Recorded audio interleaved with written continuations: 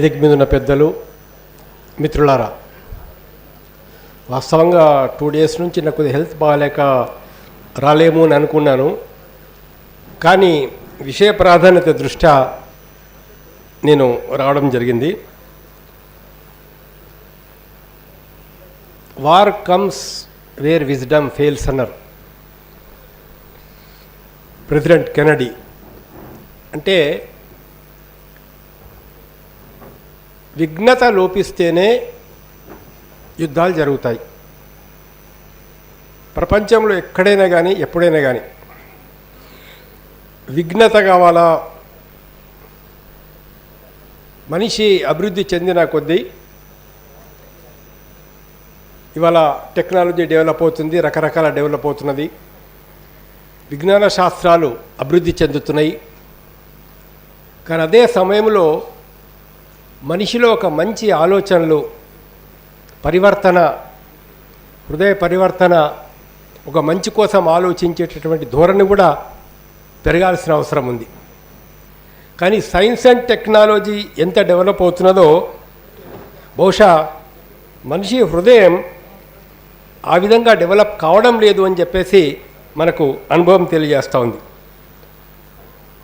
ఈరోజు చాలా ఒక ఇంపార్టెంట్ ఇష్యూ ఏంటంటే,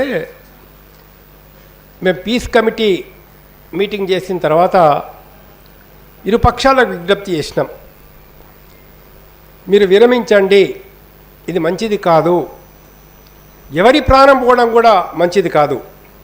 అది ఆదివాసీలు కావచ్చు, లేదా ఆర్మ్డ్ పోలీస్ పర్సనల్ కూడా కావచ్చు.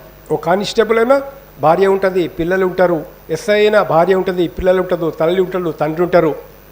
మరి ఆర్మ్డ్ దళంకు చెందినటువంటి వీళ్ళు అయినప్పటికీ కూడా, పీపుల్స్ వార్ లేదా నక్సలైట్స్, మావోయిస్ట్ వాళ్ళు అయినా కూడా వాళ్ళకు కూడా కుటుంబాలు ఉంటాయి, సంబంధాలు ఉంటాయి, రకరకాలు ఉంటాయి. అంటే ఇక్కడ అన్నిటికంటే ఇంపార్టెంట్ ఇష్యూ ఏంటంటే మిస్టేక్స్. కొన్ని మిస్టేక్స్ మనం వాపస్ తీసుకోలేం. కొన్ని పొరపాట్లు జరిగితే ఆ పొరపాటు తిరిగి రావు. లైఫ్, ప్రాణం అనేది ఎటువంటిదంటే ఏది పోయినా మనం సంపాదించుకోవచ్చు. డబ్బులు పోతే రావచ్చు, పదవి పోతే రావచ్చు, ఇంకేదో పోతే రావచ్చు. కనుక లైఫ్, ప్రాణం మట్టుకు ఈ ప్రకృతిలో ప్రాణం పోతే, మనిషి ప్రాణం పోతే తిరిగి రాదు. సో ప్రాణానికి అంత విలువ ఉంటుంది. కాబట్టి ప్రాణానికి ఉన్నటువంటి ఒక విలువను మనం గుర్తించాల్సిన అవసరం ఉంది. రాజ్యాంగం కూడా article 21 of the constitution of India కూడా ప్రాణానికి అత్యంత విలువనిస్తుంది. సుప్రీంకోర్టు కానీ మిగతా ఒక కోర్టు జడ్జిమెంట్ చూసుకున్నప్పుడు ఈ ప్రాణానికి ఉన్నటువంటి ఒక విలువల్ని మనం మొదటి నుంచి ఆలోచించాల్సిన అవసరం ఉంది. మరి నీతి, యుద్ధనీతి, మావోయిస్టులు వెంటనే స్పందించి చాలా కొద్ది రోజుల్లోనే వాళ్ళు బహిరంగంగా ప్రకటన చేసినారు, మేము శాంతి చర్చలకు అనుకూలమైన వాతావరణం కల్పిస్తే మేము మా తరఫు నుంచి ఆయుధాలు వాడము అనేటటువంటి విధంగా, అంటే మేము విరమిస్తాము తాత్కాలికంగా అనేటటువంటి విధంగా వాళ్ళు చెప్పడం అనేది జరిగింది. సీజ్ ఫైర్ చేస్తాం, we are ready for ceasefire అనేటటువంటిది ఓపెన్గా మావోయిస్టులు చెప్పడం అనేది జరిగింది. అంటే మేము సీజ్ ఫైర్కి ఒప్పుకుంటున్నాము, టాక్స్కి ఒప్పుకుంటున్నామని చెప్పేసి మావోయిస్టులు చెప్పినప్పుడు ప్రభుత్వం మీద మరింత విఘ్నత చూపాల్సిన అవసరం ఉందన్నట్టు. ఎందుకంటే మీరు పదవిలో ఉన్నారు, అధికారంలో ఉన్నారు, రాజ్యాంగం మీకు తెలుసు, ధర్మం గురించి మాట్లాడుతున్నారు, వికసిత భారత్ అని చెప్పేసి మాట్లాడుతున్నారు. మరి మన మనసులు కూడా వికసించాలి కదా, మనసులు కూడా వికసించాలి కదా. అదేవిధంగా మరి ఈ విషయాలను దృష్టిలో పెట్టుకోవాలి. మరి నీతి ఉన్నది, యుద్ధ నీతిని పాటిస్తారా అంటే ఎక్కడ పాటించలేదు యుద్ధనీతిని. మహాభారతంలో కూడా పాటించలేదు. కర్ణుని చెప్పేటప్పుడు యుద్ధనీతి చేసినారా, అభిమానుని చెప్పేటప్పుడు యుద్ధనీతి పాటించినారా?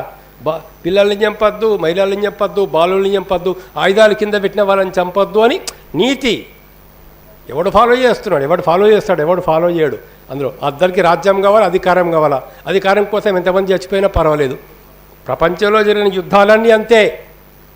డచ్ వాళ్ళు వచ్చినా, ఫ్రెంచ్ వాళ్ళు వచ్చినా, ఇంగ్లీష్ వాళ్ళు వచ్చినా, ఎవడొచ్చినా, ఎవడు ఒక దేశం మీద దండెత్తినా కేవలం డబ్బు కోసం దోచుకోవడానికి తప్పించి ఇంకా దేనికోసం కాదు. కాబట్టి మానవ జాతి చరిత్ర కనుక మనం మొత్తం పరిశీలించి చూసినట్లయితే నాకు ఒకటి జ్ఞాపకంకి వస్తుంది. అశోక చక్రవర్తి కళింగ దేశం ఈ యుద్ధానికి పోయాడు. విస్తరణ కాంక్ష, రాజ్య విస్తరణ కాంక్ష. కానీ ఎందుకో ఆయన ఆ రోజు యుద్ధభూమికి వెళ్ళి చూస్తే ఆ శవం మీద పడుకున్నటువంటి భార్య ఏడుపులు, పిల్లల ఏడుపు, తల్లి ఏడుపులు, చేతులు తెగిపోయిన వాళ్ళు, కాళ్ళు తెగిపోయిన వాళ్ళు, రక్తం కాలువలో ప్రవహిస్తుంది. మరి అది చూసి అశోకుడు కాబట్టి ఆయన మనసు ద్రవించిపోయింది. మరి ఈరోజు అధికారం ఉన్నటువంటి వాళ్లకు ఇవన్నీ చూసిన తర్వాత కూడా అశోకుడి మాదిరిగా వాళ్ళ మనసు ఆలోచిస్తుందా, ఆలోచించదా, మనం ఎదురు చూడాల్సిన అవసరం ఉంటుందని. కానీ అశోకుడి ఒక్క నిర్ణయం వల్ల దేశానికి ఎంత గొప్ప మేలు జరిగింది. రోడ్లకి ఇరువైపుల చెట్లు వచ్చినాయి, పక్షులకు కూడా నీటి హాస్పిటల్స్ వచ్చినాయి, వాళ్లకు నీటి కొలనులు ఏర్పాటు చేసినారు. బౌద్ధ ధర్మాన్ని తీసుకొచ్చి ఇవాళ అనేక దేశాల్లో బౌద్ధ ధర్మాన్ని అశోకుడి వల్ల చైనాలో, ఇవాళ మయన్మార్లో, శ్రీలంకలో, నేపాల్లో ఒక్క దగ్గర అన్ని చోట్ల జరిగింది. ఇదొక్కటే ఈ విషయాన్ని దృష్టిలోపల పెట్టుకోవాలని చెప్పేసి మేము కేంద్ర ప్రభుత్వాన్ని విజ్ఞప్తి చేస్తున్నాం. అశోకుడు ధర్మచక్రాన్ని మనం ఇవాళ జెండాలో పెట్టుకున్నందుకు మీరు అశోకుడు చూపినటువంటి మార్గంలో వెళ్తారని చెప్పేసి మేము ఆశించడం అనేది అత్యాశ అవుతుందా, అదే that's a different issue. But ఆశిస్తున్నాం, మేము కోరుతున్నాం. మేము భారత ప్రజల యొక్క కోరిక ఏంటంటే మీరు కూడా అశోకుడి మాదిరిగా ఆలోచించాలని చెప్పేసి మేము కోరుతా ఉన్నాము. ఇది మా డిమాండ్ కూడా మేము చెప్తా ఉన్నాం. మరొక్క విషయం కూడా మనం ఇక్కడ గమనించాల్సింది ఏంటంటే చరిత్రలో నేను అధికారం ఉంది, ఆయుధాలు ఏదో ఉందని చెప్పేసి పోతే పరిణామాలు ఎక్కడా బాగలేవు. బ్రిటిష్ వాడు జలియన్ వాలా బాగులో కాల్పులు చేశాడు, రిజల్ట్ ఏమొచ్చింది అందరు చూసినారు. 1980 అప్పుడు దాని తర్వాత స్వర్ణ దేవాలయం మీద దండెద్దా, స్వర్ణ దేవాలయం ఉన్న వాళ్ళని చంపద్దా, సిక్కు టెర్రరిస్టుల్ని ఇందిరాగాంధీ ఒక మిస్టేక్ చేసింది. We thought like that. ఏం జరిగిందో చూసినాం మనం. మరి వాళ్ళ తెలంగాణలో ఇంతకుముందు ఉన్నటువంటి కాంగ్రెస్ నాయకులు గుర్తుపెట్టుకోవాలా, చర్చలకు అవకాశం వచ్చింది, కూర్చున్నారు. పెద్దవాళ్ళు కూడా ఇక్కడ చాలామంది ఉన్నారు, వాళ్ళకి తెలుసు. నీకు వచ్చిన అవకాశాన్ని మీరు కాంగ్రెస్ వాళ్ళు పోగొట్టుకున్నారు. ఆ రోజు మీకు వచ్చిన అవకాశాన్ని మీరు ఆ రోజు ఆ రోజు కనుక మీరు కరెక్ట్ డెసిషన్ తీసుకొని ఉంటే చాలా వరకు ఈ సమస్య పరిష్కారం అయ్యేది. విఘ్నతతో ఒక అవకాశం వచ్చింది, వాళ్ళ అమిత్ షాకు అవకాశం వచ్చింది, బీజేపీకి అవకాశం వచ్చింది, మోడీకి అవకాశం వచ్చింది. మీరు ఈ అవకాశాన్ని మీరు ఉపయోగించుకుంటారా, ఉపయోగించుకోరా అనేది అన్నిటికంటే ముఖ్యమైన విషయం. ఉపయోగించుకోవాలని చెప్పేసి మేము విజ్ఞప్తి చేస్తున్నాం. అయితే ఇవాళ మీరు మొత్తం ఆయుధాలు వదిలేసిరండి, మేము చర్చిస్తాము, మీరు మొత్తం సరెండర్ కానీ మేము చర్చిస్తామంటే, అయ్యా మీరు చర్చలు మొదలుపెట్టండి, చర్చల్లో ఏ విధంగా రిజల్ట్ వస్తుందో చూద్దాం. మీరు చర్చించకుండానే మీరు కండిషన్స్ పెడితే సరైన పద్ధతి కాదు. చర్చలకు రాకుండా కండిషన్స్ పెట్టద్దు. శాంతి వాతావరణం క్రియేట్ చేయండి. మీ యొక్క ఆపరేషన్ కగార్ ఏదైతే ఆపరేషన్స్ చేస్తున్నారో విడ్రాగండి, మీరు అక్కడి నుంచి ఒక శాంతియుత వాతావరణం క్రియేట్ చేయండి. లెటస్ టుక్ మీరు వాళ్ళు కూర్చొని మాట్లాడండి. మేము మధ్యవర్తులుగా వస్తాము, మేము కూడా మీకు వాళ్ళకు సాయం చేస్తాం. వాళ్ళకి చెప్పాల్సింది వాళ్ళకి చెప్తాం, మీకు చెప్పాల్సింది మీకు చెప్తాం. అమాయకులు చచ్చిపోవద్దు, ఏ వ్యక్తి చచ్చిపోవద్దు, అది ఆర్ముడు నక్సలైట్ అనే చచ్చిపోవద్దు, ఆదివాసీని చచ్చిపోద్దు, పోలీస్ కానిస్టేబుల్ని చచ్చిపోద్దు, ఏ ప్రాణహాని జరగద్దని చెప్పేసి హానెస్ట్గా సిన్సియర్గా మేము కోరుతా ఉన్నాం. దాన్ని ప్రభుత్వాలు గమనించాలని చెప్పేసి విజ్ఞప్తి చేస్తూ నాకు ఈ అవకాశం ఇచ్చినందుకు ధన్యవాదాలు.